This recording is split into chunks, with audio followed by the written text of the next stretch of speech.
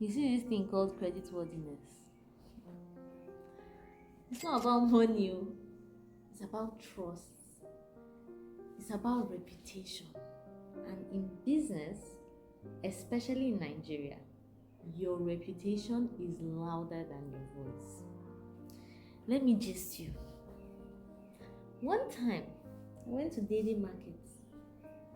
That time we didn't have a procurement staff. We had just fired our procurement staff for something shady.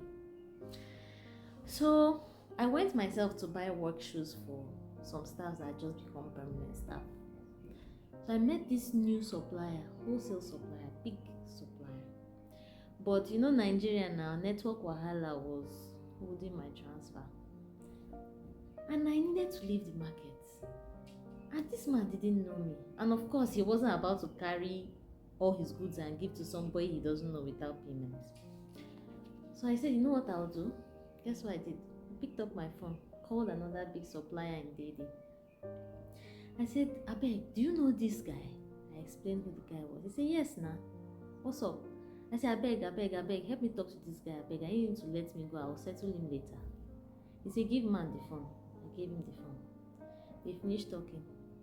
The man didn't even argue. He just said, Madam, thank you very much. Here is your goods. Here is your payment. What happened? I left without paying. I left like a big madam. Why?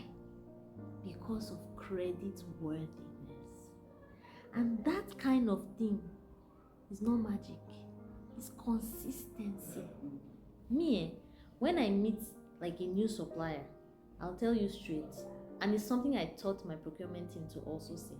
I'll say, we'll buy from you 3 times, we'll pay immediately. After the 3rd time, we'll pay every Friday. And we never fail. Even when we fail, which we've been doing this for 5 years consistently. Even when we fail for any reason, even when we delay, maybe we pay on Saturday or Sunday, we will apologize ahead of time because we never owe. And that is how you build a reputation. Another time, a company I know, they had just moved to Abuja. They reached out to me. They needed to procure some things urgently. They called me. They said, Rosa, please help us get these things.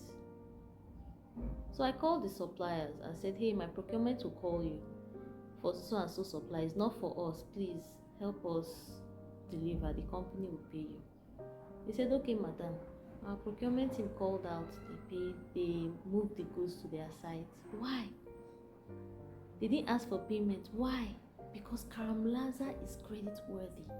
When your name is clean, people can vouch for you without thinking twice. This company paid my suppliers 2 days later, and my suppliers didn't call me and say, how far the money? You understand? But the one that really touched me, I'll never forget it. It was Ojo. Ojo is not just anybody. He owns a tiling company called Almin Enterprise. Big tiling company. He has the minimum tilers he has, I think, is about 20. And he's like always booked. But something that happened one day really humbled me. A labor contractor who just started working with us. He just finished his job, him and his team. He said he wants his money, or we're having network issues. Next thing, he started raking, started shouting, causing wahala. My project manager is trying to calm the whole place and tell him, calm down, don't worry, you'll get your payment tonight. This is just network issue. They said they will not leave this side until they get paid. I was just watching everything happen, and you can't blame them. They hear stories. These things happen to them and they just hear empty promises. So I won't even blame them for being the way they were. Next thing, Ujo steps in and says, Oga, calm down. In Karamlaza, we don't know. I was shocked. Ojo is a contractor. Ojo is not a staff. And yet he defended us like it was his own company. When these laborers refused to calm down, Ojo turned to him and said, Oga, how much is the money, sir? I will pay you. But don't ever say Karamlaza owes. That day, I almost cried. Because it showed me that when people believe in your integrity, they're willing to defend you without you even knowing. Reputation will open doors money can't.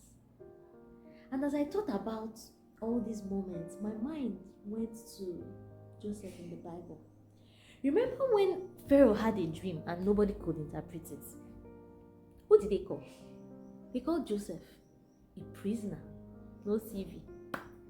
He had never seen Pharaoh. But do you know what he had? Reputation. The cupbearer said, I know a man that can interpret dreams. And just like that, Joseph entered palace. Why? Because his name had gone ahead of him. Creditworthiness, reputation. And that's the power of being trustworthy.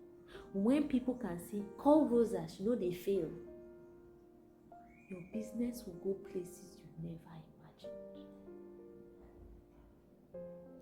So if you're just starting a business, let me tell you, stop chasing fast money. Build your name.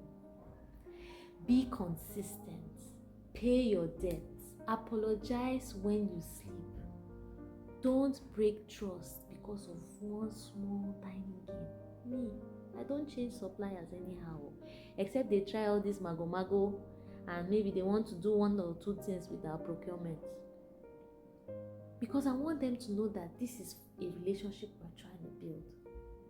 And that's why our partners, from contractors to suppliers, stick with us, because our name is clean.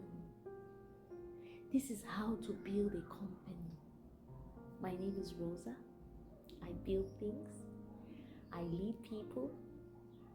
And if there's one thing my family has taught me, if there's one thing I've learned, is that your name is more valuable than any contract. Guard it with your life.